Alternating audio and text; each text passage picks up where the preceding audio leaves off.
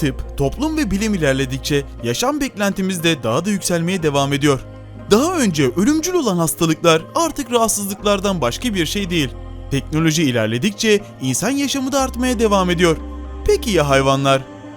Hayvanlar aleminde çok uzun yıllar yaşayan birçok canlı türü bulunmakta. Bugün sizler için inanılmaz uzun ömürlü 10 hayvanı derledik. Ama videonun sonunda kanalımıza en son abone olup videomuza like atıp ve yorum atan isimleri de söyleyeceğiz. Öyleyse gelin hep birlikte videoya geçelim.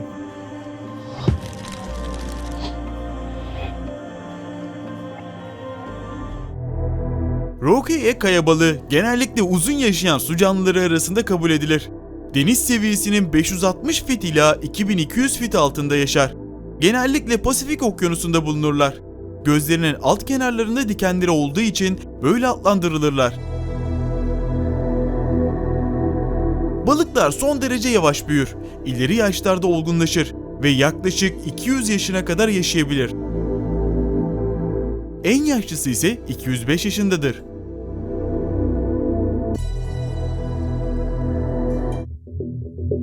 Kızıl deniz kestanesi yaklaşık 450 milyon yıldır var ve tüm deniz kestanelerinin en büyüğüdür. Yaklaşık 10 inç genişliğe kadar büyüyebilir. Büyük ölçüde aynı yerde kalırlar. Bu yüzden koruyucu dikenler ile kaplıdırlar. 200 yaşın üzerinde yaşayabilirler. Bazı bilim adamları Grönland balinalarının yeryüzünde yaşayan en yaşlı memeli olabileceğine inanıyor. Özellikle bir Grönland balinasının 211 yaşında ve hala yaşadığına inanılıyor.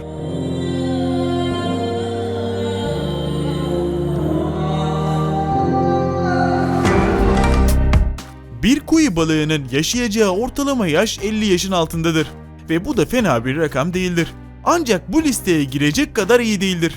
Ama Hanako 1751'de doğan bir kuyu balığıydı. 1977'ye kadar yaşadı. 226 yaşında öldü. Yaşı tıpkı bir ağacın yaşını belirtmeye benzer şekilde kendi ölçeklerine göre halkalarını sayarak belirlendi.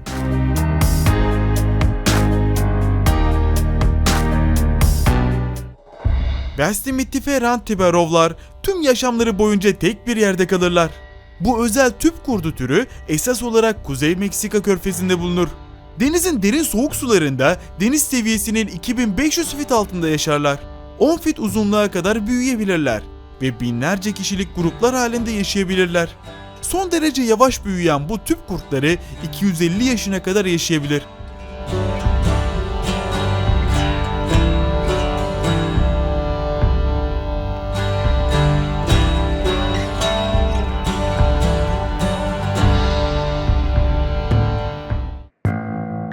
Genellikle yeni ortamlara kolayca adapte olabilen çok dayanıklı canlılardır. Bu nedenle iklim, jeolojik, fiziksel ve biyolojik ve hatta kimyasal değişimler bu canlıları diğerleri kadar etkilemez.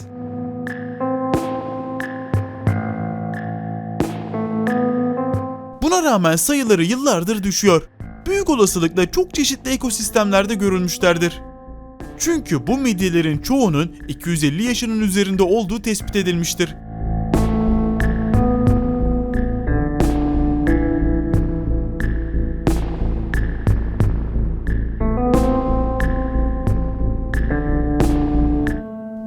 Kaplumbağalar uzun ömürlü olmalarıyla ünlüdür. Ortalama sağlıklı bir kaplumbağa yaklaşık 150 yaşına kadar yaşayabilir. Ancak bu tabii ki de kaplumbağaların türüne bağlıdır. Bilinen en eski kaplumbağa Advian. Hayatının 130 yılını geçireceği Kolkata'daki bir hayvanat bahçesine getirilmeden önce İngiliz General Robert Cliven'ın evcil hayvanıydı. Bu kaplumbağanın ölümü ise kabuğunda oluşan bir çatlağın sonucuydu. 257 yaşına kadar yaşadığı söyleniyor.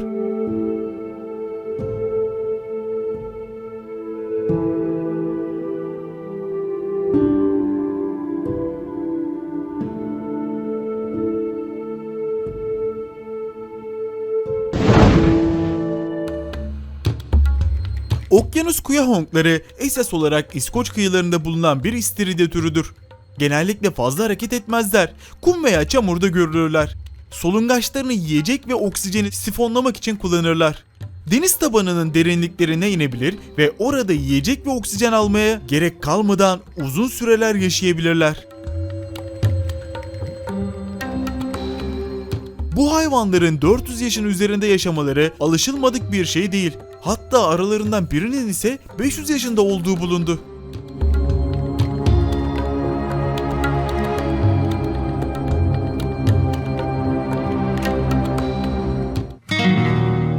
Pek çok insan süngerlerin hayvan olduğunun farkında bile olmayabilir.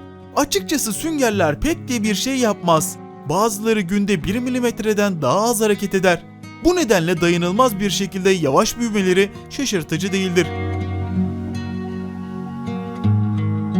Yavaş büyüme hızları bu kadar uzun ömür yaşamalarına neden olur. 5 ila 10 bin arasında sünger türü vardır. Antarktika'da süngerlerin 1550 yaşına kadar yaşadığı tahmin ediliyor.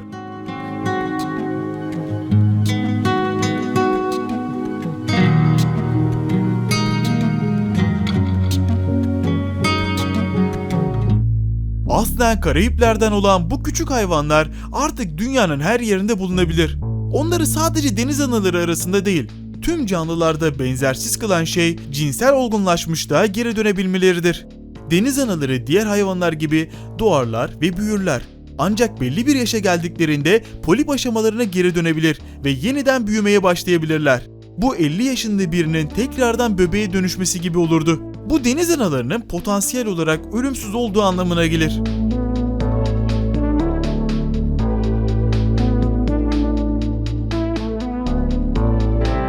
Sırada ise kanalımıza en son abone olup videomuza like atıp ve yorum atan isimleri gösterme vakti. Yusuf Usta, Dönsel Gürsoy, Yavuz Bolat, Doğan Özkan, Murat Yunus, Bora Akboğa. Evet sevgili dostlar, sizlerin de isminin çıkmasını istiyorsanız video like atıp kanala abone olmayı unutmayın. Bu videoların devamlılığı için destekleriniz bize önemlidir. Öyleyse videonun sonunda çıkan yeni videolarımıza gözden geçirip üstüne tıklayarak onlara geçiş yapabilirsiniz.